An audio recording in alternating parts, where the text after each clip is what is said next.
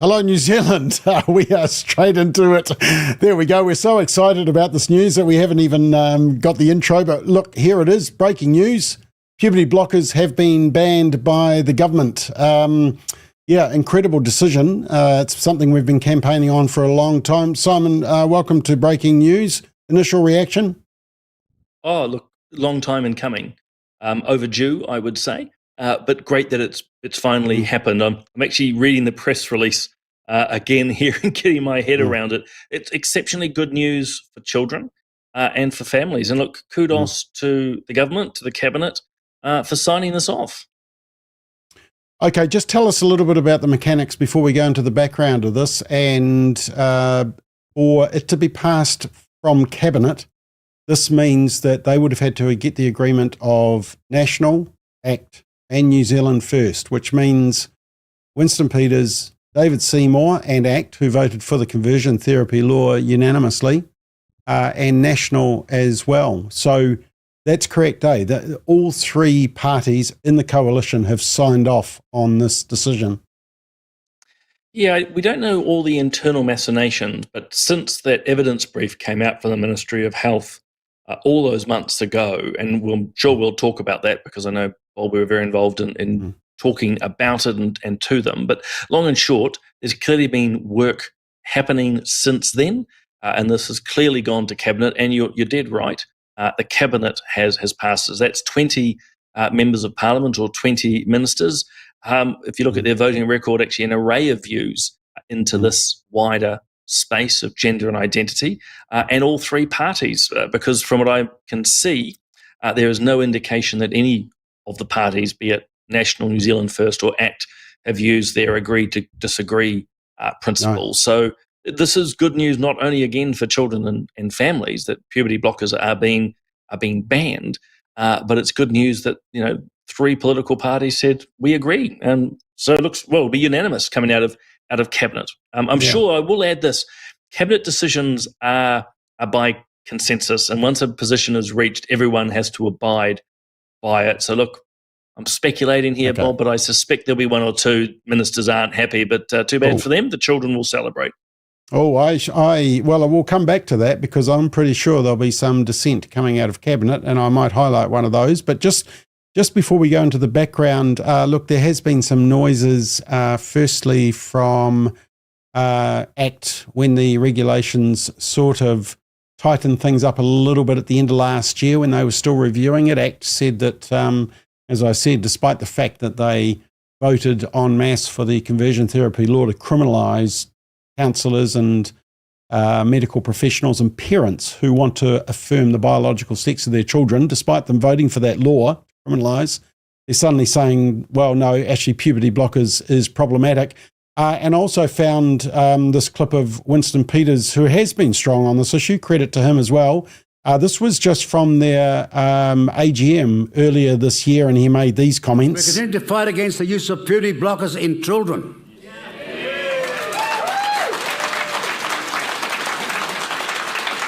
And we are continuing to fight against the ridiculous relationship and sexual education in our schools.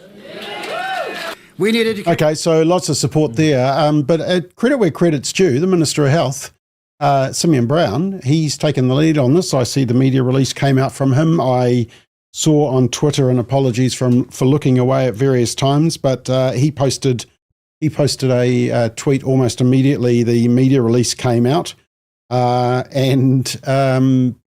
Explaining his decision. So he's taking the lead on this. So credit to Simeon Brown, credit to Winston Peters, who has been lobbying in the background, and credit to the government for making this decision, because it's not going to go down well, is it? I think it will go down well overall. There'll be the usual activist voices who will scream and yell. And I know, because you like your polling and stats, I'm sure we'll chat at some point around how the majority of parents actually want this. So overall, it will be well accepted, but you will have those minority but very loud voices. And the fundamental thing to understand here, and particularly for our viewers and watchers, is to understand that puberty blockers, these particular hormones, and I'm not going to try and even say what they are because I can't get my tongue around it. But long and short, these are drugs that are off-label. They're experimental. No one knows. This is the heart of the issue. No one knows if they're actually good or bad for these young people. In fact, the indications is there are problems with them. And so the government's taken a precautionary approach and saying, and these are my words here, but we shouldn't be experimenting on people, let alone on children. So again, I think it's a great decision. Yeah, I mean, we're safeguarding children and we're protecting them basically from experimental treatment, which is what it has been. And look, we can say that because here's a little bit of background. The Ministry of Health decided to do a review after the CAS review. They put out this paper last November. They then asked for basically input on it. Credit to our supporters, got involved. Other groups also encouraged their supporters. So there's been a lot of unanimity across the country. But the review came out, and I just want to highlight this. So the review of the puberty blockers, read that bottom paragraph. The evidence review found a lack of good quality evidence for the effectiveness or safety of puberty blocking treatment in young people with gender dysphoria. We do not have good evidence to say that the medicines used improve the longer-term outcomes for young people with gender-related health needs, nor that the potential longer-term risks are low. I'm trying to think what other medication we experiment with, and especially on vulnerable young people. Well, I think that's the heart of it. I mean, again, just to re-emphasise to viewers and watchers, that's New Zealand's own evidence brief. We can obviously talk about the CAS review and other international studies which have been very clear. But yeah, this is New Zealand's own Ministry of Health saying, look, there's just no good data around this. And I suppose for the activists, well, they'll always try to avoid that. And then to your question, I can't think of other drugs or other pharmaceuticals which are deployed in this way. The only exceptions are clinical trials, and the activists, so the gender activists, those who like, transing children effectively, hate to say that they're experimenting on children, which is precisely what they're doing. So there's been other drugs that are used off-label. In fact, most of us would probably have been given pharmaceuticals off-label. In other words, they were created for one purpose, and doctors have discovered actually they work for other conditions. If you are someone who's adopting those early on, there is warnings for Africa. It's an experiment. There are all these risks. And this is the big difference here, Bob. These puberty blockers are being deployed by a small number of doctors onto vulnerable young people without warning them of potential side effects. So again, they're experimenting on children. That's just wrong on every level. Yeah. Okay, let me just read. So Simeon Brown tweeted this at, half an hour ago. So we first saw notice of this at about 4:35. Winston Peters put out a tweet. So he was fast off the blocks. I had actually got a hint about it this morning, actually. Simon, I was on the platform with Sean Plunkett, and he said, look, he thinks it's coming out tomorrow. So he's 24 hours late, but that's okay. We'll let him know that the information has come through. But this is what Simeon says. Cabinet has agreed to restrict the prescribing of puberty blockers for patients seeking treatment for gender dysphoria or incongruence. Let me explain the approach Cabinet has taken. When it comes to children's health, the clinical evidence must guide decisions to ensure any medicine given to young Kiwis is proven safe, and effective. He then refers to the CAS review, which we'll come back to. Says New Zealand's own health ministry reached the same conclusion. And so the government is taking a precautionary approach, he says, but he also says that it's the same conclusion as UK, Sweden, Finland, and Norway. We'll come back to those countries as well. Some interesting research out of there. Talks about UK Labour government announcing that the NHS would stop routine use of this. So he's linking with the Labour Party, the left-wing party in the UK. So this is not a partisan thing as such. That's going to be interesting, actually, Simon, watching the reaction of the Greens and Labour to this. I think they're going to toss their toys, to be honest. And he says Cabinet has put in place, he says a bit more, Cabinet has put in place stronger safeguards so families can have confidence that any treatment is clinically sound and in the best interests of the child. So good statement from Simeon Brown, credit to him. And anything in that statement that's surprising, they are front-footing this, I think, because they know that there will be pushback not only from activists but also from the media. Look, I have no doubt the media will yell and scream. That they don't understand the science of this. They are just committed to this changing children, or trying to change children through the deployment of, first and foremost, chemicals and drugs and toxins, and then eventually, mutilation, which is the surgical side of things. They are very committed to this. In fact, you've seen in recent days, what's coming out of the BBC and how they have shaped the narrative, and it's very similar here. Look, I have no doubt. Yeah. I'm prepared to put what's the right word? Virtual money on the table that Labor and Greens will come out yelling and screaming. And I'm sure we'll touch on this too, the usual tropes around suicide and harm. But the government is doing the right thing. One of the key elements of medicine, the first principle of medicine, in fact, is first of all, do no harm. And you cannot say that these drugs are doing no harm. There isn't the evidence. And so the precautionary approach is absolutely the right one for medicine in general, Bob, but it's doubly important, triply important when it comes to children. And I just return to what you and I have said so far. The use of puberty blockers on children for gender dysphoria is basically medical experimentation on some of our most vulnerable young people. So again, it's just a great decision. And can I just echo what you said a bit earlier too? I've just been thinking as I'm sort of collecting my thoughts here. This is obviously, you've worked in this space and advocated for a long, long time, family first, of course, but it's been all our supporters as well, other groups, all these good voices speaking in and just saying to the government and the ministry, just take a common sense approach to this, take an actual clinical view of this and come to the obvious conclusion, which is what they've done today. Yeah. Winston Peters tweeted, today the government has announced it's halting new prescribing of puberty blockers.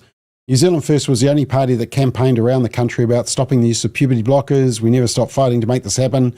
It is common sense to put a pause on these unproven and potentially damaging drugs for children until we assess the results of the clinical trials in the UK once it's completed. Promise made, promise kept. And so, they were quick off the blocks. Look, let's just look at, firstly, this is the level of puberty blockers being prescribed, and you'll see there's just been this massive uptick and then a slight drop-off as basically the evidence, the CAS review sort of came out with some evidence, and then there was a little bit of precaution, and right at the end of that chart, 2024, but, there kind of was this wake-up period. And then, of course, we saw the Ministry of Health. They were telling everybody that puberty blockers are safe and fully reversible. And then in the dead of the night, when nobody was looking except we were, they suddenly took away fully reversible and got in trouble for that.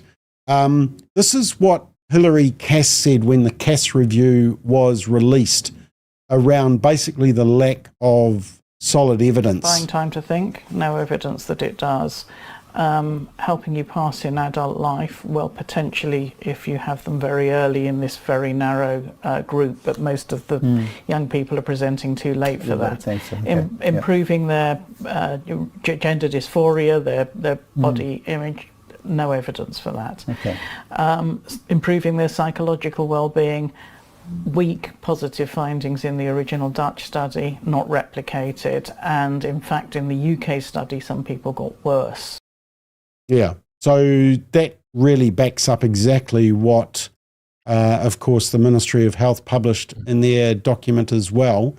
So the research just wasn't going. Now, you mentioned the suicide trope, important Finnish study that came out, when was it? It was last year, I think it was, and basically said that no, actually the suicide ideation didn't go away when you went down the gender affirmation model. In fact, in some cases, it made it worse. And what they really needed to deal with was the comorbidity disorders. In other words, maybe the autism, the anxiety, the trauma from being a child, child abuse, many other issues. I mean, the thing that I don't understand about all of this, Simon, is that we take a totally different approach to this and what I consider another identity issue of anorexia nervosa. A young person thinks they're overweight, they're fat, they starve themselves to the point where they harm their body physically. What do? Do we give them weight loss pills and liposuction and say, yeah, you are fat, you need to lose more weight?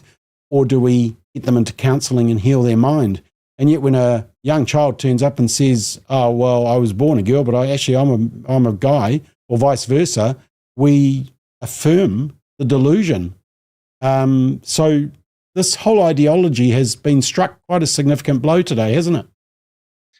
Oh, I think so. And New Zealand's just beginning to follow suit of a number of countries. So obviously the United Kingdom stands out. And if I heard you correctly, Winston was saying that New Zealand's going to be looking at some research that they're doing around this. But we know most of the Scandinavian countries have said, no, we're not allowing this to happen. I think a number of states in the US have also said, no, we're not doing this. And I expect now with New Zealand having moved on this, we'll see more and more countries. And I think that the key point here remains that there is just no evidence of the safety of these drugs. In fact, there is some, I want to say it's low-level studies. It hasn't been tested enough yet, but there is risks to our young people around things like bone density, actually psychological and emotional development, and questions around fertility.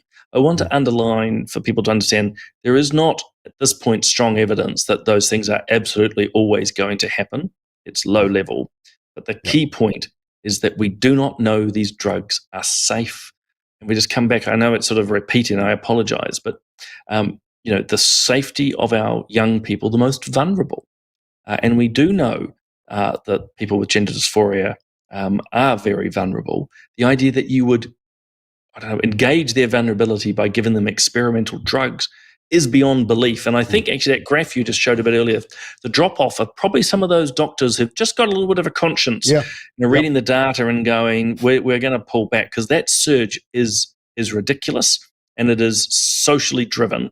We didn't all of a sudden discover in 2014 or even 2012 a whole lot of undiagnosed problems. That is driven by activist doctors, by media, by social media. But that drop-off is my guess. The doctors are starting to read, and the ones who've been prescribing, again with a conscience, have gone, you know what, I can't prescribe a drug off-label that is clearly experimental. Okay, well, let's identify where some of the opposition is going to come from. I will come to that in a moment, but I want to just show that there will be widespread public support for this, although you won't hear that in the media or amongst the activists. But let me just prove that, because we've actually been polling on this issue for quite a while now. In fact, our first report on the whole gender ideology and targeting kids, I think we released in 2013, 2014. Glenn Stanton from Focus on the Family wrote it for us. And then we got Dr. John Whitehall to write a paper for us, and then Miriam Grossman as well. So look, they all deserve credit for raising this issue. This was the poll that we published last year. Let me just enlarge it. 62% support for a ban on puberty blockers for children, 19% opposed, 69% don't want the ideology in schools, very little opposition once again, and 2/3 don't want taxpayer funding. This is for older people. But here's the interesting graph, Simon, because we have polled on this a number of times, I can compare the results. And the yellow is people who are against puberty blockers and the ideology, and you'll see that it's growing from 2020 over the last 4 years. Both the ban for children, the primary school children being indoctrinated, and the whole gender affirming model.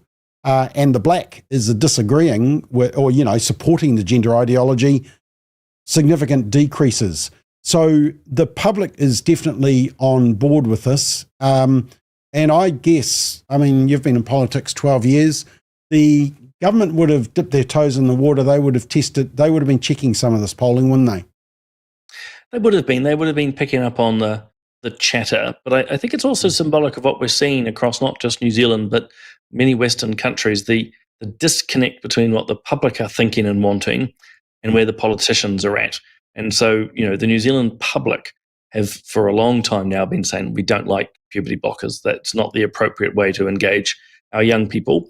The politicians have taken a while to get to that position.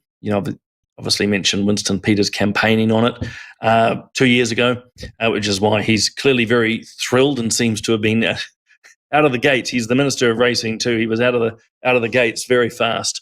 But the politicians are catching up on this. And as you've pointed out, parents have for a long time said it's not the appropriate treatment, because let's be clear, puberty is normal and natural. We all go through it. And so, you can even take a step back and go, why on earth would we try to stop this? Because if you talk to the Hilary Casses and others, they'll point out that actually most young people with gender dysphoria, it disappears once they go through puberty, that normal natural cycle. That solves things rather than chemicalizing children. Yeah, and look, they say that puberty blockers pause so they can make a decision whether they want to go through with it. 99.9% of them go on to the next step. That doesn't pause, it predicts. That's the first thing. The other thing is, Simon, puberty is not a disease, and we shouldn't be medicating puberty. Although, actually, let me just bring up that issue. One of the arguments that will be made is, well, we use them for precocious puberty, so therefore, well, they must be safe. What's the response to that? Well, the first thing is for people going, what's that word? Yeah, precocious puberty is basically when puberty hits children very, very young. So you're talking 7, 8, 9-year-olds. So very, very young children. The incidences of this is not quite rare, but is it 1 in 5,000 or between 1 in 5,000 and 1 in 10,000 young people? Yeah, so 0.2% of girls, 0.05 of boys. So it's more common in girls, but very, very rare. So really it's a very early onset of puberty, and it comes with a whole lot of complications for the young people and their families.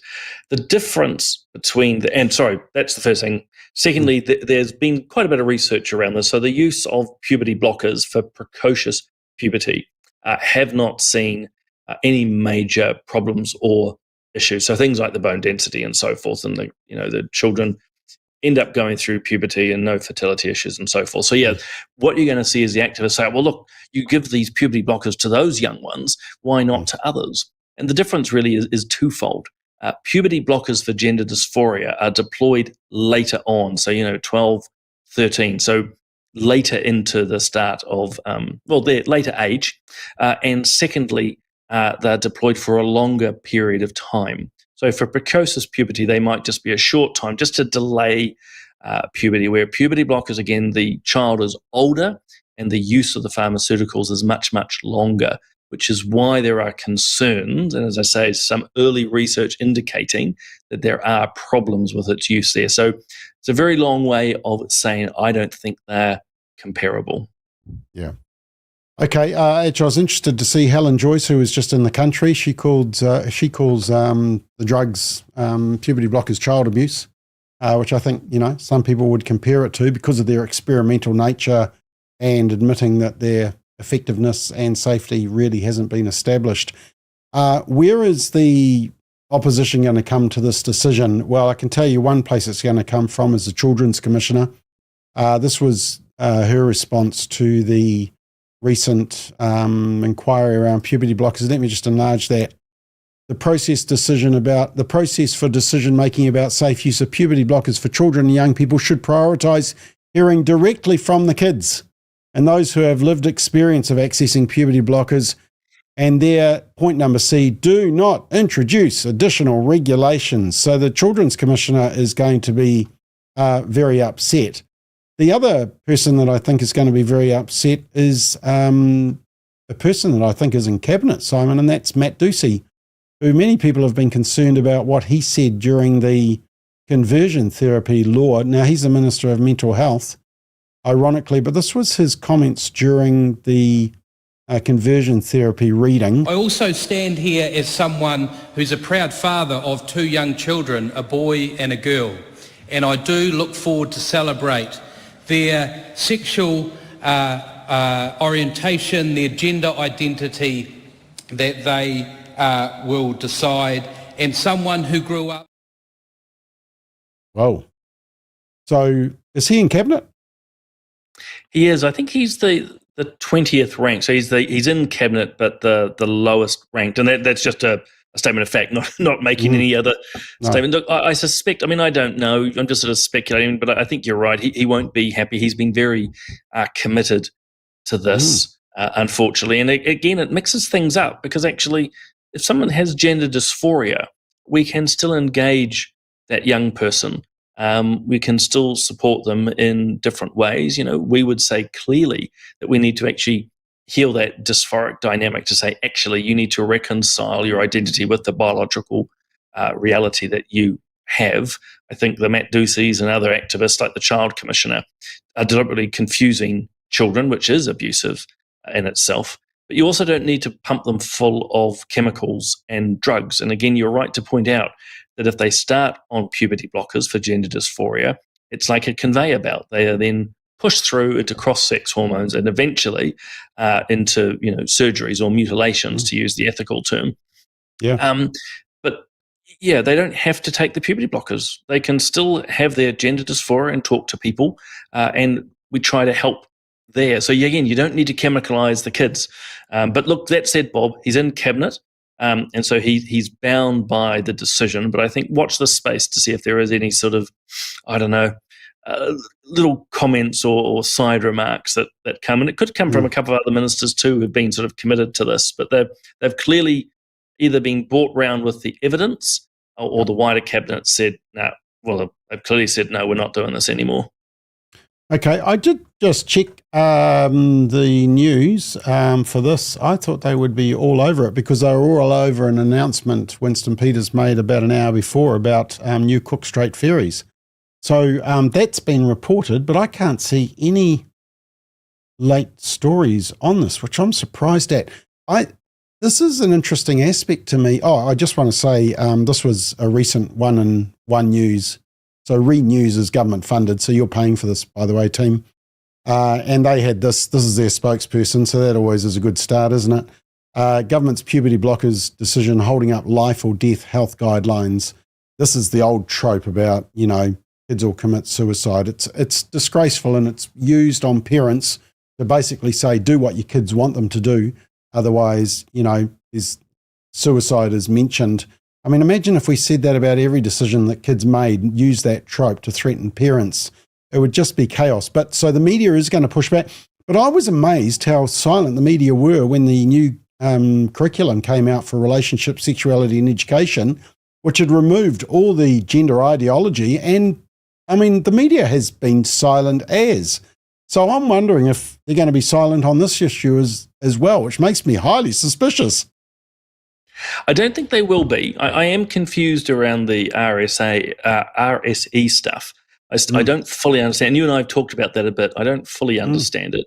I think the media at this moment, look, either they're distracted or they're busy calling up their activist mates to get a whole pile of comments from the likes of the Child Commissioner and Side Out and others.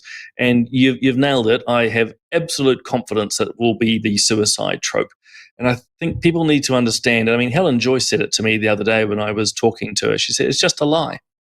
The suicide rates are high within those with gender dysphoria. But the use of puberty blockers, of cross-sex hormones, even surgery, none of that actually changes things. You mentioned that Finnish study earlier. That's just one of them. So in other words, suicide rates are terribly high. And obviously we need to do all we can to address that. But puberty blockers makes no difference whatsoever. In fact, that Finnish study is fascinating because what it says is more often than not, a child or a person with gender dysphoria has an array of other mental health issues like depression, anxiety, and so on.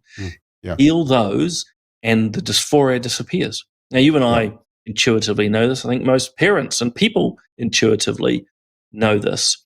But again, that the suicide trope is just an abuse directed at parents, and it's about time we started to call it out quite assertively, I think. Okay, somebody has responded to my tweet with, in the words of Simon, today is a good day. And that is very true. Well said on that one. So, there has been a ban on puberty blockers announced by the Minister of Health. It's come out of Cabinet, so it's a full government decision. Look, I do just want to give a shout out to these two, Issy and Zara. They fronted up. They trusted Family First with their stories. We were able to broadcast them. They went far and wide. They've been watched by more than 750,000 views on it across our social media platforms.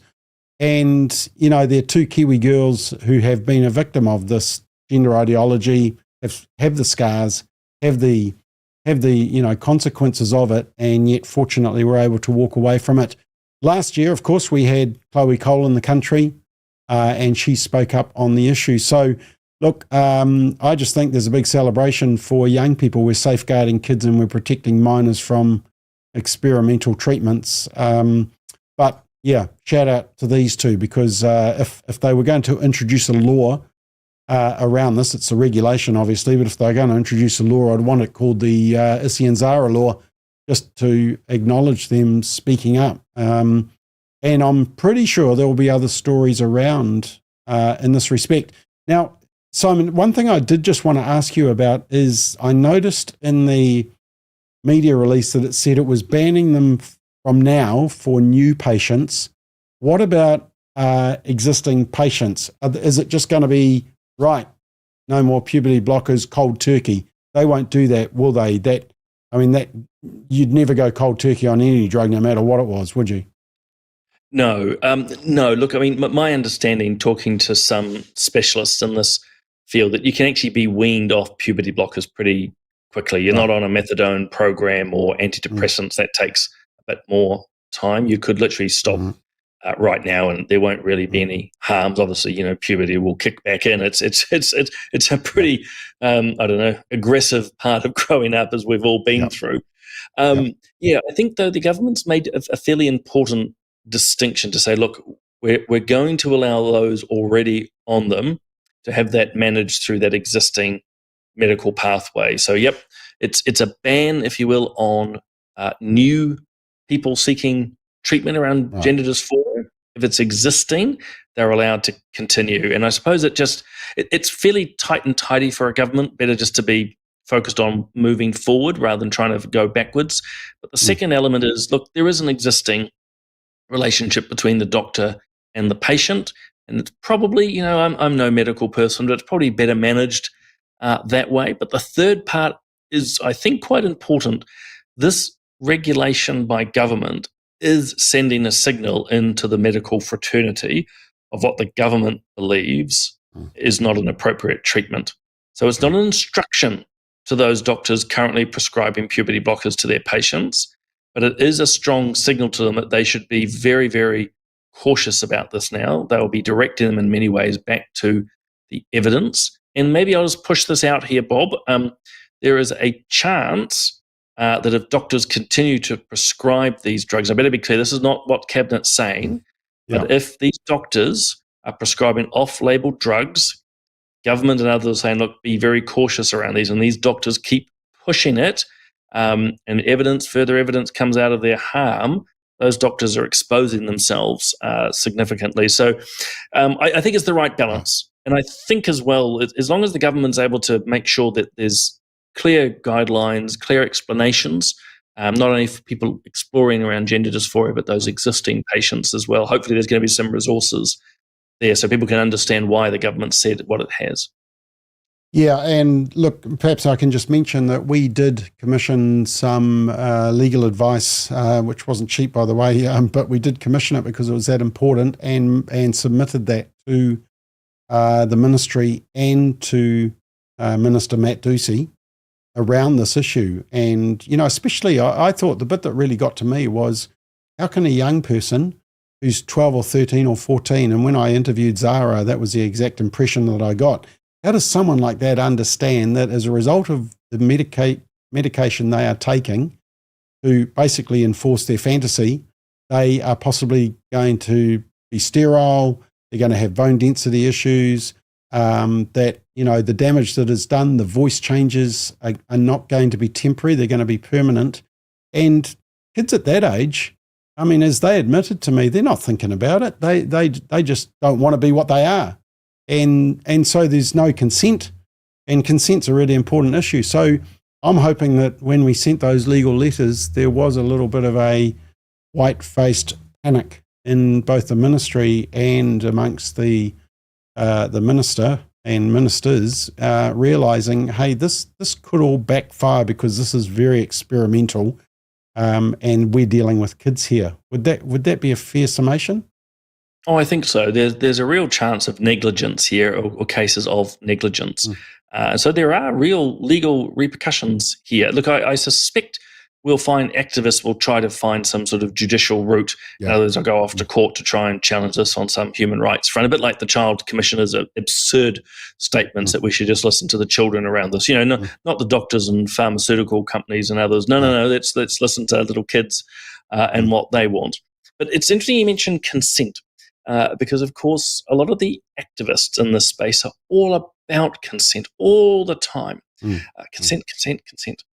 But here, you can't have young people consenting, but we don't allow young people to consent to any contracts, actually, until they're usually 18, on a few exceptions at 16. So first and foremost, a child of 12, 13 cannot consent. Secondly, how can anyone consent to a treatment that they don't understand or know about? In other words, doctors cannot be seeking consent. They don't themselves know how good, effective, or harmful these drugs are, which brings us right back to where we started, that precautionary approach which the government is taking, because these drugs, these puberty blockers, these hormones, we do not know what impact they are actually having on these young people. They don't appear to be working. There appear to be some potential harms. So how on earth can a doctor, in my opinion, in good faith, go up to a young vulnerable child and their parents and say, hey, consent to these drugs. They're not designed for this particular gender dysphoria issue. We really don't know how well they work. No idea what the side effects are. But hey, take them and just give us your consent. That's impossible. Yeah, and I think today's decision, ultimately, it's going to give a bit of a wake-up call to parents who may be dealing with this exact issue, don't know how to cope, and now are getting some steer from the government finally about actually the chemicalisation is not the response. The counselling might be the better response, which it is. So, I think that's really important. But this decision today, when you think about it, it's only a very, very small group that it's affecting in terms of just kids who are going through puberty and think they want to use drugs to change their sex. But it's just so destructive, and the ideology is so destructive that, as I say, it's a good decision for even just pushing back against the ideology. And I think the rest of the world might be just watching what's happening in little old New Zealand today. Oh, they definitely will be. And I'm probably not going to articulate this as well as I'd like because it's not fully formed in my head. But long and short, if a child has gender dysphoria, the non-use of puberty blockers, I don't actually think changes a lot, in the sense that they can still go through puberty. They can be supported by family and others. And look, if that dysphoria continues post-puberty, if they are now adults, they can make their further decisions. I'd still, from my side, discourage them from that. But we're not stopping the experience of gender dysphoria. What the government's doing is saying, we're not going to go through this false theatrics of pharmaceutical products, which don't seem to do what they say on the label. In fact, they may be doing harm.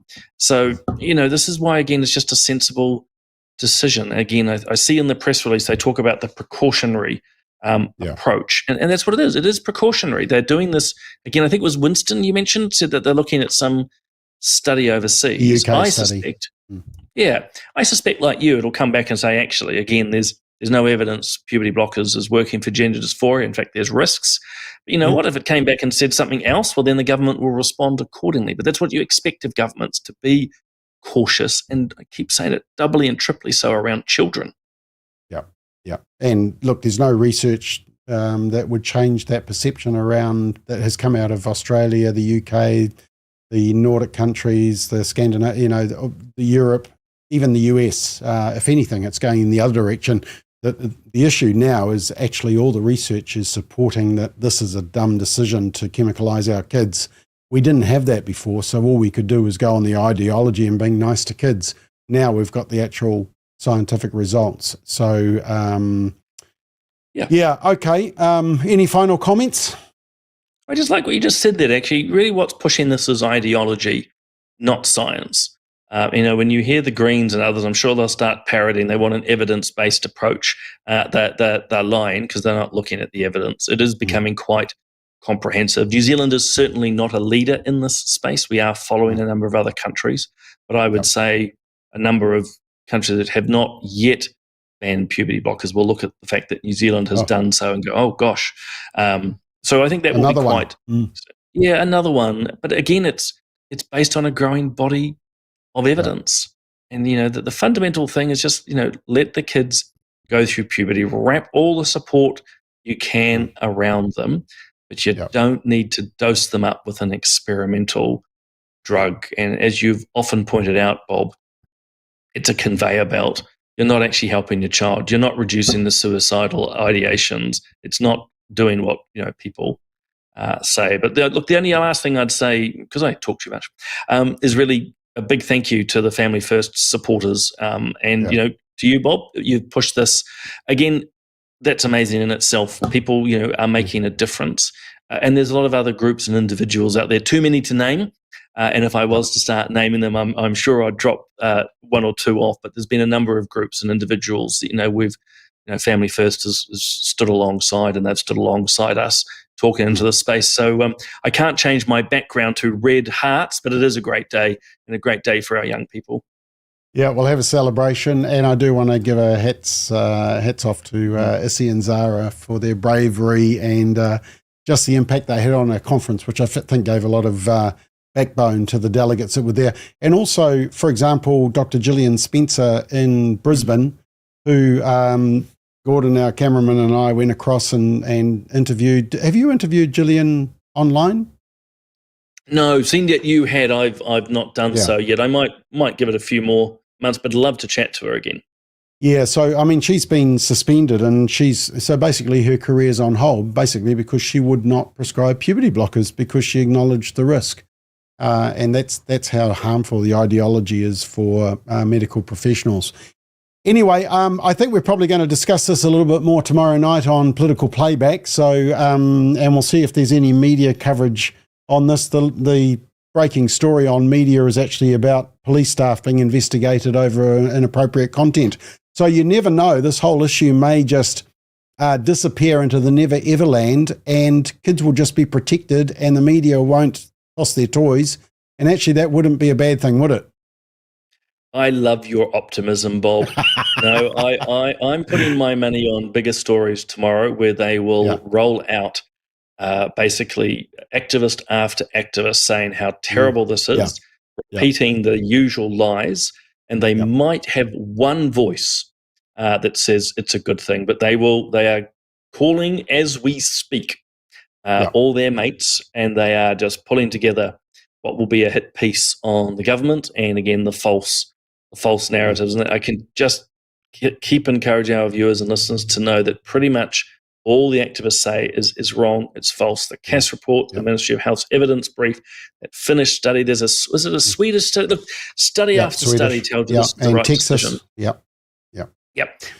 And by the way, Izzy and Zara, it's still on the YouTube, isn't it, if people want to see it? Yeah, absolutely. Go to our website. It's you'll see it right at the top there, and you can watch those. Very important. Also, Google Gillian Spencer and watch her, and also watch Dr. Miriam Grossman from our conference in August when we spoke to her live from New York. She covers all of this as well, and I actually messaged her to say mission accomplished. So she will be very excited. So especially Zara's. Issy wasn't so much, she started later in the piece after puberty, so she didn't have the puberty blocker issue. So Zara's is definitely the more relevant one on this particular part of it, because she did suffer the effects of the puberty blockers. Anyway, we are out of time. We will talk about it more tomorrow night on Political Playback at 5 o'clock, but just confirming that the government is moving to ban puberty blockers. It's a major blow for gender ideology and the activists' push of confusing, chemicalizing and castrating healthy kids. And basically this decision is protecting minors and safeguarding kids, preventing them from experimental treatments that haven't been proven to be safe or effective. So, thank you for watching. We'll be back for Political Playback tomorrow night at 5 o'clock. And, in the words of Simon O'Connor, today is a good day.